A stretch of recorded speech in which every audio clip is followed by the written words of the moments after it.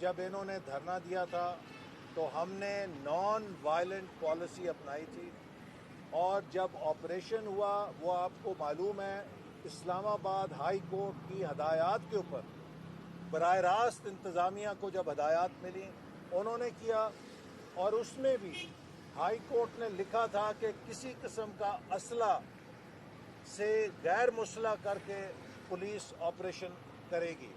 اور باقی میں اس دھرنے کے حالات پہ بات نہیں کرنا چاہتا چونکہ اس وقت ہم معاملات کو سلجھانا چاہتے ہیں، لیکن یہ بات میں ضرور کہنا چاہتا ہوں کہ ہمیں ان چیزوں سے باخبر رہنا چاہیے کہ پاکستان کے دشمن اس طرح کے حالات سے فائدہ اٹھاتے ہیں۔ پاکستان ایک ایٹمی طاقت ہے، اسلامی دنیا کی واحد ایٹمی طاقت ہے۔ ہمیں اپنے دشمنوں کو ایسی فوٹیج اور ایسا مواد نہیں دینا چاہیے جسے وہ بین الاقوامی طور پہ پاکستان کو ایک غیر مستحکم ریاست کے دلیل کے طور پہ پیش کر سکے۔ تو سب کے اوپر یہ بڑی ذمہ داری ہے۔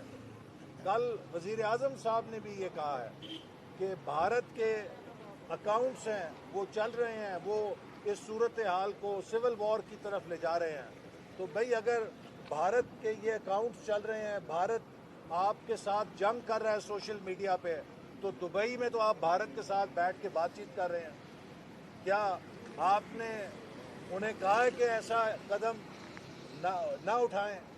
اور اگر آپ اس طرح کی مداخلت کریں گے تو ہم آپ سے کسی قسم کی بات چیت نہیں کریں گے۔ کیا آپ نے کشمیر کے اوپر کوئی یقین دہانی حاصل کی ہے؟ قوم کو بتائیں۔ ہمیں تو کبھی بلومبرگ سے پتہ چلتا ہے، کبھی کسی اور ملک کے سفیر سے پتہ چلتا ہے، لیکن ہماری ملک کی وزارت خارجہ، وزیر خارجہ اور وزیر اعظم کی زبانیں جو ہیں وہ بند ہیں کہ وہ کیا کر رہے ہیں، وہ کیا سفارتکاری کر رہے ہیں۔ اور ابھی تک تو ہم نے یہ دیکھا ہے کہ انہوں نے کشمیر کا سودا کیا ہے اور پاکستان کو تنہا کیا۔